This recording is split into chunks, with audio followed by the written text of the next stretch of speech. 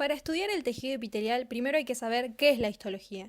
La histología es una ciencia que se encarga de estudiar la composición, estructura y característica de los tejidos. Los tejidos son un conjunto de células que actúan para una determinada función. El tejido epitelial forma parte de los 4 tejidos básicos del cuerpo humano, que además lo acompañan el tejido conectivo, el tejido muscular y el tejido nervioso. Además de los 4 tipos de tejidos básicos del cuerpo humano, podemos encontrar también los tejidos que se llaman especializados, por ejemplo el tejido adiposo, la sangre, el tejido óseo. Ahora bien, hablando del tejido epitelial propiamente dicho, está compuesto por células adyacentes, una abajo de la otra, y se divide en 2 grandes grupos. Primero que nada, en un tejido epitelial de revestimiento y un tejido epitelial glandular.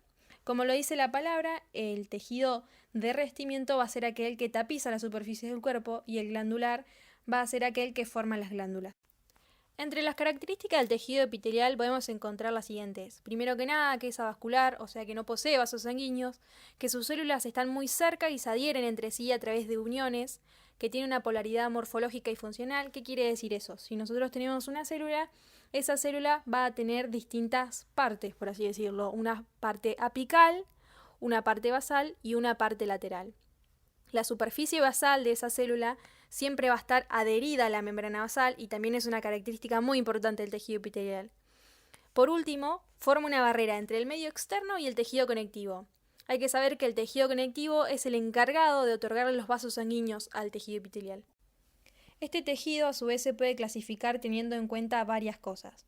Uniendo todo este tipo de clasificación es el que le va a dar el nombre al tejido.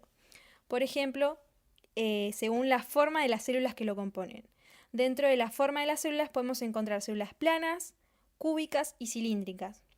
Según la cantidad de estrato, podemos encontrar un epitelio simple o un epitelio estratificado. Un epitelio estratificado es aquel que está compuesto por 2 o más capas, y la capa más superficial es aquella que le determina la clasificación. El simple es el que está compuesto por una sola capa de células. También podemos encontrar que tienen especializaciones, como por ejemplo los epitelios ciliados o los queratinizados o no queratinizados. También hay categorías especiales donde encontramos el pseudoestratificado. Un claro ejemplo del pseudoestratificado es la tráquea y el árbol bronquial.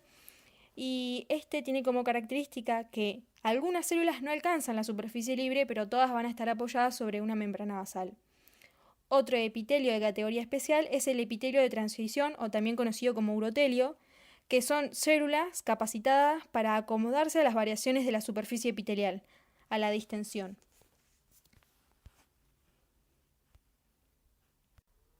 Y por último, dentro de las funciones del tejido epitelial podemos encontrar la secreción, la absorción, el transporte, la protección y también tiene función de receptor sensorial.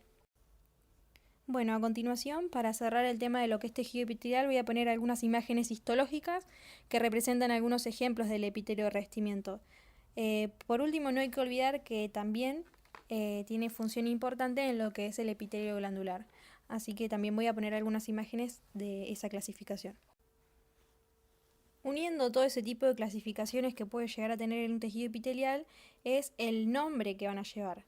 Por ejemplo, en el estómago podemos observar que es un epitelio simple cilíndrico. Simple por la cantidad de estratos, cilíndricos por la morfología de la célula.